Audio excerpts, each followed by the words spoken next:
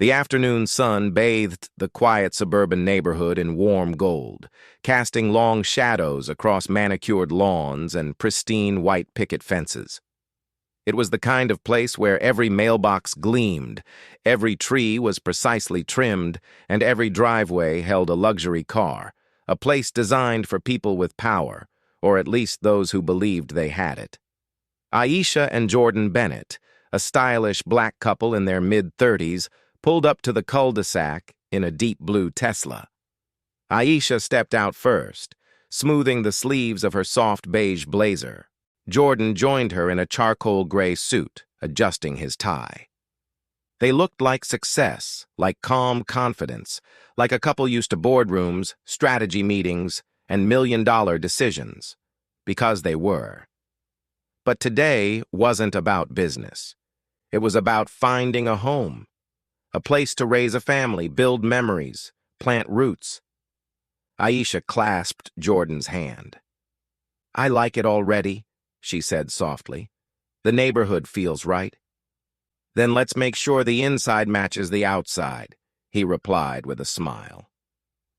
Across the driveway, the real estate agent finally stepped out of her silver SUV. Claire Henderson, a woman in her late 40s with platinum hair, a stiff blouse, and the pointed chin of someone trained to look down at people. She had been on her phone when the Bennetts arrived, but the moment she saw them step out of their Tesla, her expression changed. Her smile faltered, her eyebrows lifted in a flicker of disbelief. Then came the tight, polite smirk, the mask of hidden assumptions. Aisha approached with a warm smile. "Hi, you must be Claire. Thanks for meeting us." Claire didn't shake her hand. "Yes, and you are—" "Jordan and Aisha Bennett," Jordan said, extending his hand. Claire ignored it. She instead pulled out a clipboard. "And you're here to tour the property?" Their faces flickered with confusion. "Yes," Aisha said slowly. "We scheduled with your office, noon showing for the Maple Crest listing." Claire tapped her pen.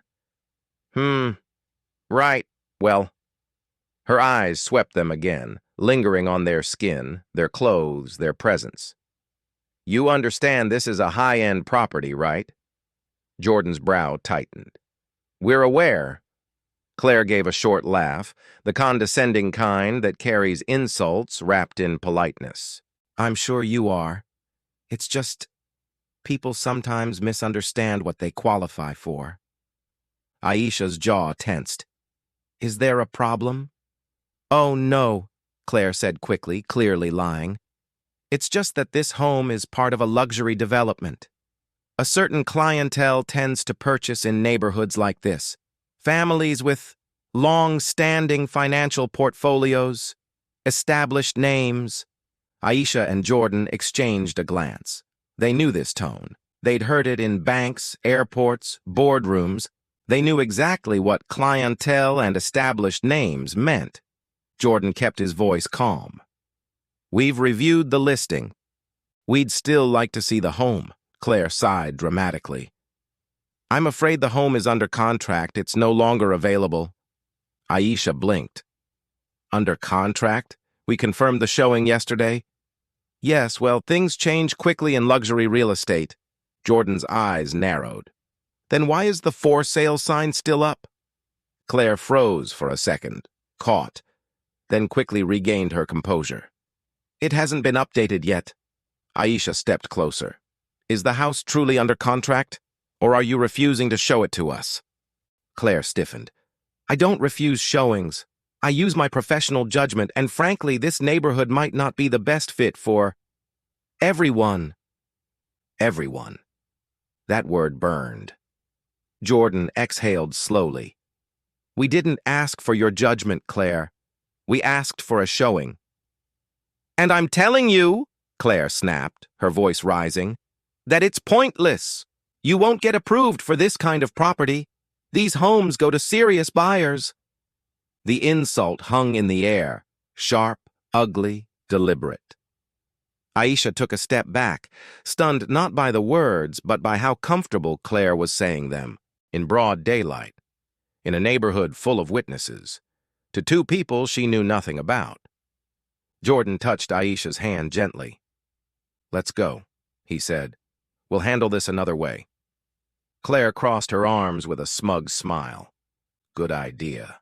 There are other neighborhoods you might find more realistic." The Bennetts didn't respond.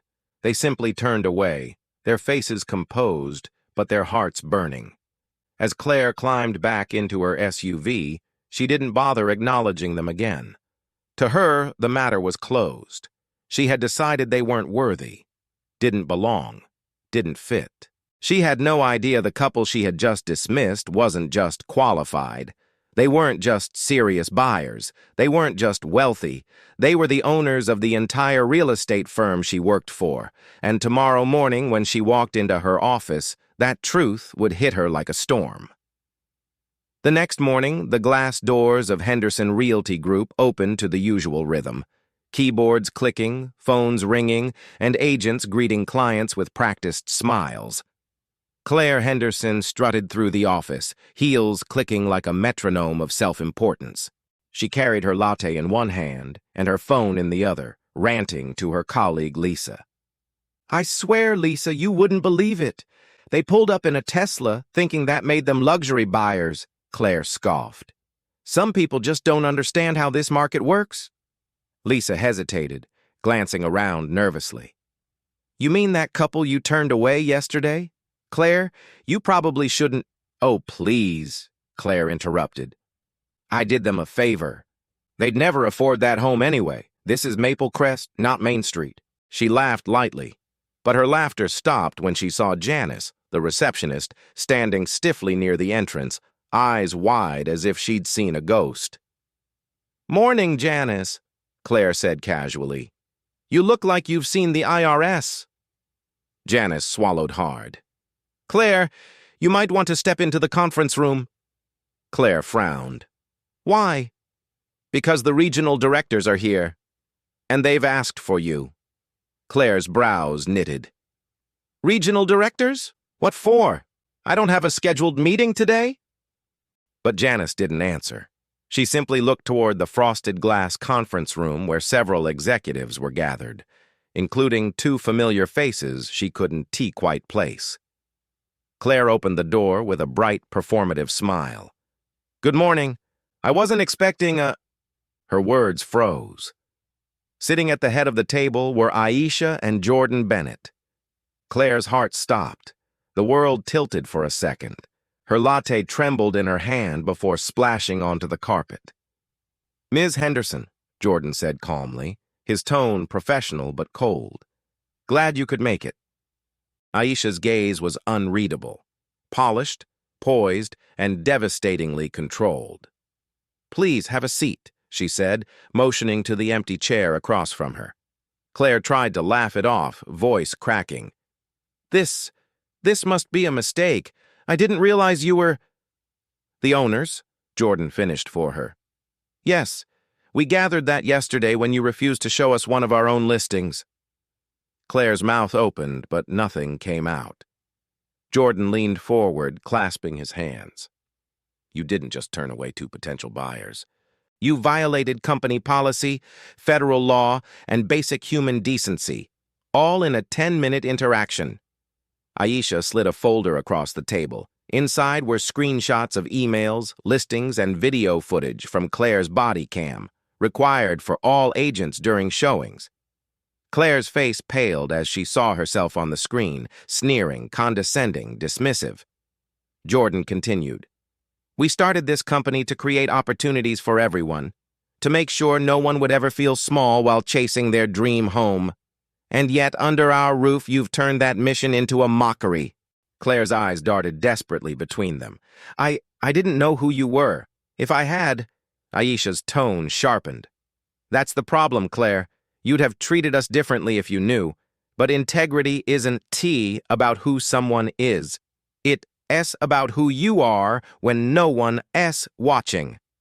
Silence filled the room. Every word landed like a hammer on concrete. Finally, Jordan stood.